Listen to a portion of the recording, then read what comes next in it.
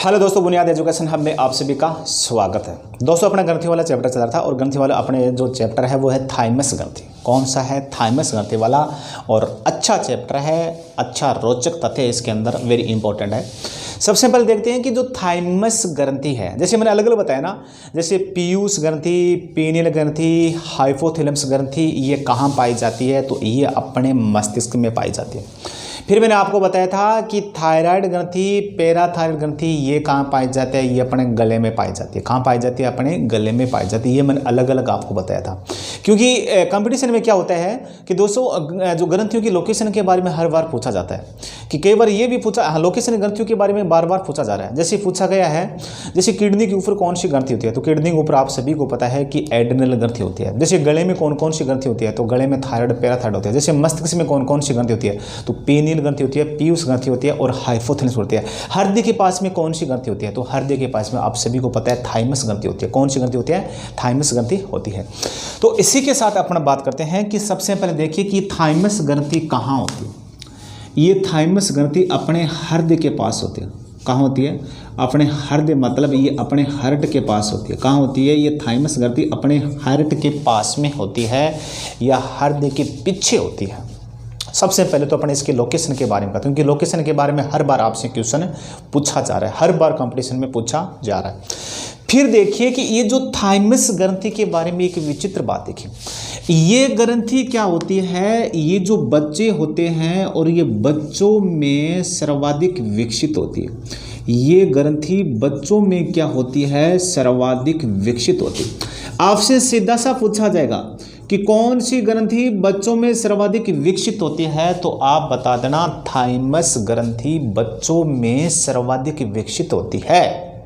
फिर यौन अवस्था के बाद में ये धीरे धीरे धीरे धीरे सिकुड़ने लगती है। यौन अवस्था के बाद में, यौन अवस्था समझ गए आप? यौन अवस्था के बाद में मतलब यौन अवस्था के बाद में, ठीक है ना? यौन अवस्था के बाद में और ये धीरे धीरे क्या होती है? और यौन अवस्था, ठीक है ना? यौन अवस्था के बाद में और ये धीरे धीरे क्या है? सिकुड़ने लगती है। क्या लगती है? सिकुड़ने लगती है। फिर बुढ़ापे में क्या होता है? वृद्धावस्था में क्या होता है? बुढ़ापे में ये क्या होती है? पतले, कई बार तो क्या पतले तंतु की या तार के रूप में रह जाती है और कई बार ये क्या हो जाती है? गायब हो जाती है। मतलब बुढ़ापे में, जैसे अपन बात करें कि वृद्धावस्था में, और ये वृद्धावस्था में और या अपन कहें कि बुढ़ापा में, ठीक है ना? और बुढ़ापा में क्या होती है? पतले तार या पतले तंतु के रूप में रह जाती है, या कई बार क्या हो जाती है? गायब भी हो जाती है। ये पतले तंतु की रूप रह जाती है और इसीलिए इस ग्रंथि को अपन क्या कहते हैं? इस ग्रंथि को अपन अवशेषी ग्रंथि भी कहते हैं। किस ग्रंथि कहते हैं? अवशेषी ग्रंथि। आपसे सीधा सा पूछा जाएगा कि किस ग्रंथि को अपन अवशेषी ग्रंथि के नाम से जानते हैं, तो आप सीधा सा जवाब बता देना कि थाइमस ग्रंथि को अपन अवशेषी ग्रंथि कहते हैं। क्यों कहते हैं? क्योंकि ये बच्चों में सर्वाधिक विकसित होती है, बुढ़ापे में ये पतले तार के रूप में रहती है, एक अवशेष के रूप में रहती है और इसीलिए इस ग्रंथि को अपन क्या कहते हैं? अवशेषी ग्रंथि कहते हैं। फिर इस अवशेषी ग्रंथि से या थाइमस ग्रंथि से कौन सा हार्मोन स्रावित होता है?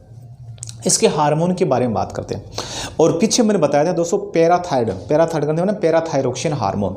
जिस प्रकार पैराथायरोक्सिन हार्मोन हड्डियों में क्या करता है? कैल्शियम और फास्फोरस की मात्रा को नियंत्रित करता है, और इसी प्रकार से इस ग्रंथि से एक हार्मोन स्रावित होता है, उसका नाम है थाइमोसिन हार्मोन। क्या नाम है? थाइमोसिन। इस ग्रंथि से कौन सा हार्मोन स्रावित होता है? तो आप बता देना, इस ग्रंथि से थाइमोसिन हार्मोन स्रावित होता है। थाइमोसिन का अपने शरीर में क्या कार्य है? मतलब ये जो थाइमोसिन हार्मोन है, इसका अपने शरीर में क्या कार्य है? क्योंकि हर हार्मोन का अपने शरीर में अलग अलग कार्य होता है। हर हार्मोन का अलग अलग कार्य, जैसे एड्रिनल हार्मोन से एड्रिनलिन हार्मोन स्रावित होता है, ठीक है ना? ये क्या करता है? आपातकालीन स्थिति में अपने को संकट के समय हमें सही डिसीजन या निर्णय लेने के लिए हमें अवगत करवाता है। या अपन बात करें कि थायरोक्सिन हार्मोन है, जो क्या करते हैं? हृदय की धड़कन को नियंत्रित करता है, ठीक है ना? जो आयोडीन के लेवल को बनाए रखता है। इसी प्रकार से आपको याद रखना, ये थाइमोस हार्मोन का क्या कार्य है? ये क्या करती है? ये थाइमोस हार्मोन दोस्तों करता क्या है? इसके बारे में देखिए, इस हार्मोन के बारे में देखिए। ये हार्मोन क्या करता है? अपने शरीर में एंटीबॉडीज का निर्माण करता है। मतलब ये हार्मोन अपने शरीर में एंटीबॉडी का निर्माण करते हैं। आपने कोरोना काल में सुना हुआ कि वैक्सीन लगाने के बाद में अपने शरीर में एंटीबॉडी विकसित हो जाएगी, फिर कोरोना से अपने को क्या सुरक्षा मिल जाएगी, या कोविड-19 से सुरक्षा की। एंटीबॉडीज क्या होती है सर दोस्तों? वो अपने शरीर की क्या करते हैं, रोगों से रक्षा करते हैं। अपनी जो प्रतिरक्षा प्रणाली है, अपनी जो रोग प्रतिरोधक क्षमता है, इसकी मजबूती में क्या होती है, ये सहायक होती है।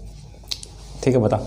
अब इसमें मैंने आपको क्या बताया था, इसमें मैंने बताया था कि ये क्या करती है, अपने शरीर में एंटीबॉडीज का जो क्या करती है, निर्माण करती है। कोरोना काल में बताया ना कि एंटीबॉडीज का ये ग्रंथि क्या करती है, निर्माण करती है।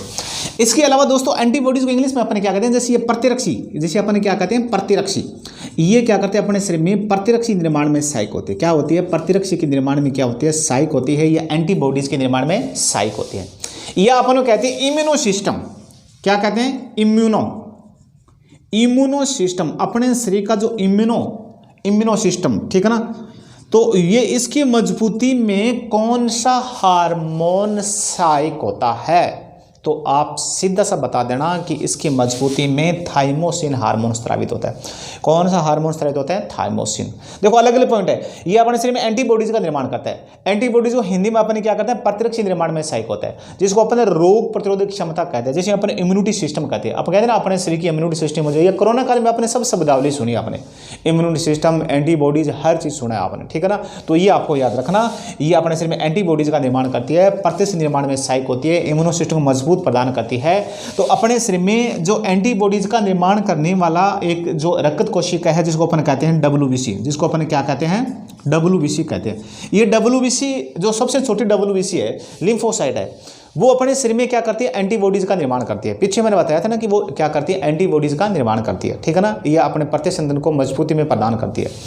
अब ये WBC क्या करती है, एंटीबॉडीज का निर्माण करती है, और इसीलिए अपन WBC को अपन क्या कहते हैं, WBC को अपन क्या कहते हैं, ठीक है ना, या थाइमस ग्रंथि को क्या कहते हैं, जैसी सीधी सी बात है। तो थाइमस ग्रंथि को अपन क्या कहते हैं, WBC का प्रशिक्षण केंद्र कहते हैं। क्या कहते हैं, प्रशिक्षण केंद्र। इंग्लिश में क्या कहते हैं, ट्रेनिंग सेंटर। तो सीधी सी बात है कि ये जो WBC है, और इसको अपन क्या कहते हैं, जैसे ये नहीं सॉरी थाइमस ग्रंथि है, और इसे अपन क्या कहते हैं, इसे अपन क्या कहते हैं, इसे आपको याद रखना, इसे WBC का प्रशिक्षण क्या कहते हैं, प्रशिक्षण, अपने क्या कहते हैं, WBC का प्रशिक्षण केंद्र कहते हैं। क्या कहते हैं, प्रशिक्षण केंद्र। इंग्लिश में अपन क्या कहते हैं, इसे WBC का अपने ट्रेनिंग सेंटर कहते हैं। क्या कहते हैं, WBC का ट्रेनिंग सेंटर। आपसे सीधा सा पूछा जाएगा कि WBC का ट्रेनिंग सेंटर किसे कहते हैं, तो WBC का ट्रेनिंग सेंटर किस ग्रंथि को कहते हैं। तो आप सीधा सा बताना था कि WBC का जो ट्रेनिंग सेंटर है या जो प्रशिक्षण केंद्र है, वो अपन कहते हैं थाइमस ग्रंथि को कहते हैं। क्यों कहते हैं, तो वो मैंने अलग अलग आपको बता दिया था। क्या बता दिया, अलग अलग बताया। अब दोस्तों इसकी कमी से जो रोग के बारे में क्वेश्चन नहीं मिल रहा है, देखो साहब से मैंने आज तक नहीं देखा क्वेश्चन कि थाइमोसिन हार्मोन की कमी से कौन सा रोग होता है, और वैसे कमी के बारे में से कोई विशेष रोग नहीं है। जैसे हर हार्मोन के बारे में बताया था कि इस हार्मोन की कमी से कौन सा रोग होता है, या अधिकता से कौन सा रोग होता है, तो इसमें मैंने नहीं बताया। इसमें बस इतना याद रखना कि यह हार्मोन क्या कहते हैं, अपने शरीर में एंटीबॉडीज के निर्माण में सहायक होता है, मतलब एंटीबॉडीज के निर्माण में सहायक होता है, और WBC अपने शरीर में एंटीबॉडीज का निर्माण होता है, और इसीलिए इस ग्रंथि को अपन क्या कहते हैं, WBC का प्रशिक्षण केंद्र के नाम से भी जानते हैं, ठीक है ना। दोस्तों वीडियो कैसा लगा तो आप कमेंट बॉक्स में जरूर बताना। अपने दोस्तों को ज़्यादा लाइक शेयर सब्सक्राइब करना। जय हिंद, जय भारत।